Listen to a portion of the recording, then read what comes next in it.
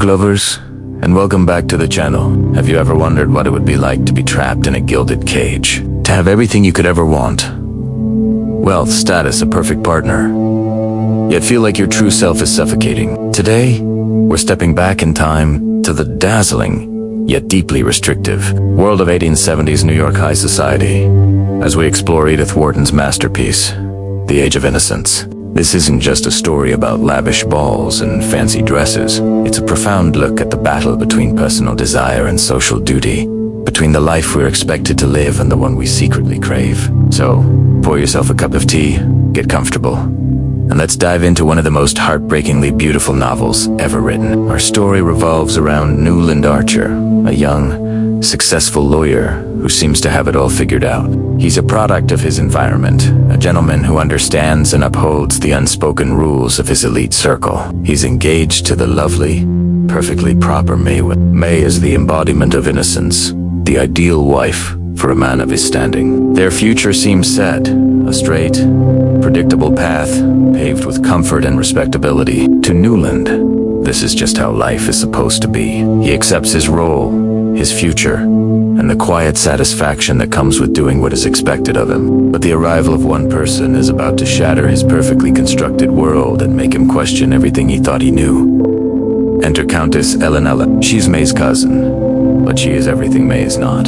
Having fled a disastrous marriage to a Polish count, Ellen returns to New York, bringing with her a whiff of European scandal and a spirit that is unapologetically free. She doesn't understand the rigid, unwritten codes of New York society. She speaks her mind, values art and intellect over empty pleasantries, and carries a certain melancholy that Newland finds utterly captivating. To the rest of society, she's a problem, a potential embarrassment to be managed, but to Newland, she's a revelation. She represents a world of passion, authenticity, and intellectual freedom he never knew he was missing. Initially, Newland sees Ellen as a project, someone his family needs to help reintegrate into their unforgiving social circle. He defends her, advises her, and in doing so, finds himself drawn deeper into her world. Their conversations are unlike any he has with May. With Ellen, he can discuss books, art, and the very nature of their society. He starts to see the innocence of his world, not as a virtue, but as a carefully constructed prison. A deliberate blindness to the complexities of real life. He sees the hypocrisy, the judgment, and the sheer emptiness behind the lavish facades. Through Ellen's eyes, his own gilded cage becomes painfully visible. And so, the inevitable happens. Newland falls deeply, irrevocably in love with Ellen. It's a forbidden love, a silent, secret ache in the heart of a man who is publicly committed to another woman. This is where Wharton's genius truly shines. The novel isn't filled with dramatic, public declarations of love. Instead, it's a masterpiece of subtlety. The passion exists in stolen glances across a crowded opera house, in the careful choice of words in a letter, in the shared silence of a carriage ride. Every interaction is charged with unspoken meaning and suppressed desire. Newland is torn. His duty lies with May, the woman who represents tradition, family, and the secure future he's always been promised. But his heart, his very soul yearns for Ellen, the woman who represents life, truth, and a love that feels real. He finds himself in a moral labyrinth. Should he break off his engagement to May, causing a scandal that would ruin her and ostracize them both? Or should he honor his commitment and sentence himself to a life of quiet desperation, forever dreaming of what might have been? The social pressure is immense. The entire machinery of their world, from the powerful matriarchs to the gossip mongers, works to keep things in order, to enforce the rules.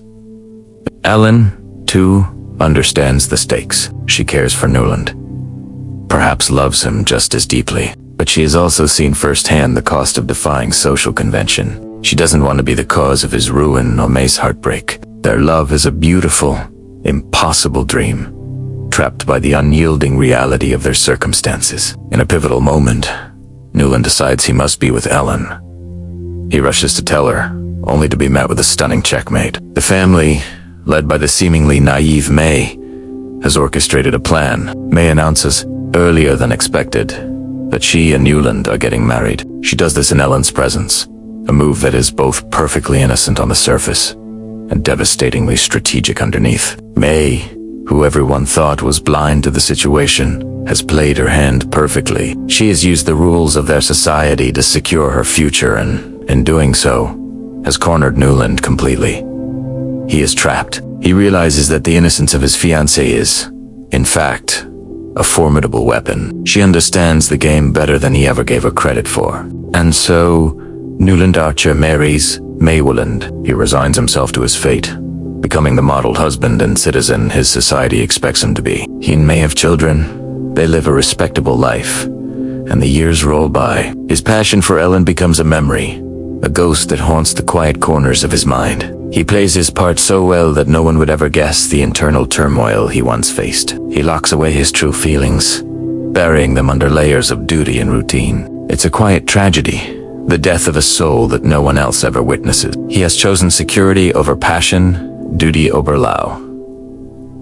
The novel then leaps forward nearly 30 years. May has passed away, and Newland is now an old man, visiting Paris with his son. He learns that Ellen Olenska also lives in Paris, just a few blocks away. His son, who knows more about his father's past than Newland realizes, arranges for them to visit her.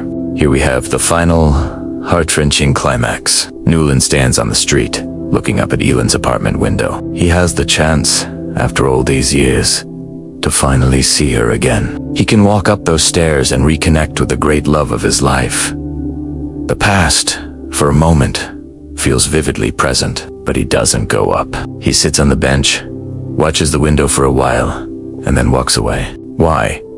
Because he understands that the Ellen he loved was a product of a specific time and place, a symbol of a life he chose not to live. To see her now would be to confront the ghost of his youth, and perhaps tarnish the perfect, idealized memory he has held on to for so long. In that moment of refusal, he accepts his life and the choices he made. He realizes that the age of innocence, his age of passionate rebellion, is long over. He chooses to let the dream remain a dream. It's a subtle, profoundly melancholic, and yet, in its own way, peaceful ending. He has made his peace with the life he lived, not the one he imagined. The Age of Innocence is more than a love story. It is a powerful critique of a society that values appearance over substance, and a poignant exploration of the moments that define our lives. It reminds us that sometimes the greatest passions are the ones that remain unspoken, and the most significant choices are the ones we make in silence. It is a book that will stay with you long after you've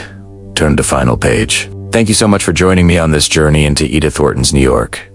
What do you think of Newland's final decision?